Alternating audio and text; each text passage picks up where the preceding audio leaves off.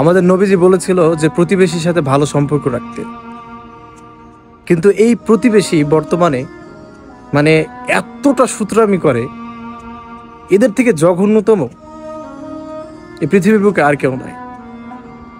মানে পাশাপাশি আপনার বাড়ি, আপনি ভালো বিল্ডিং বানাইছেন, তার সহ্য হবে না। আপনার ছেলেকে ভালো জায়গায় বিয়ে দিচ্ছেন, তাদের সহ্য হবে না। আপনি একটা ভালো গরু কিনে আনছেন পালবেন বলে, তাদের সহ্য হবে না। মানে এই প্রতিবেশী চাইলে কিন্তু আপনাকে, যদি অভাবেও থাকেন, অভাব থেকে রক্ষা করতে পারে। এই প্রতিবেশী যদি আপনি বিপদে পড়েন, আপনাকে বিপদ থেকে রক্ষা করতে পারে।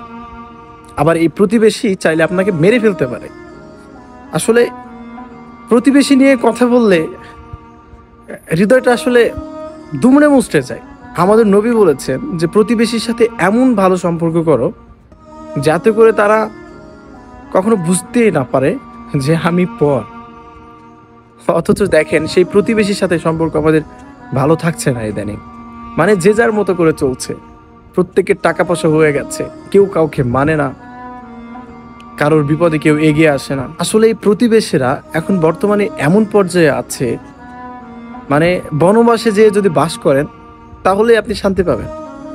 আশেপাশে অনেকগুলা ঘর বাড়ি নিয়ে আপনি বসবাস করতে পারবেন না, বসবাসের অযোগ্য হয়ে গেছে।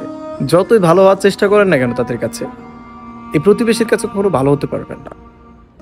না টাকা পয়সা দিয়ে আপনি ভালো হতে পারবেন, না তাদেরকে সম্মান করে ভালো হতে পারবেন।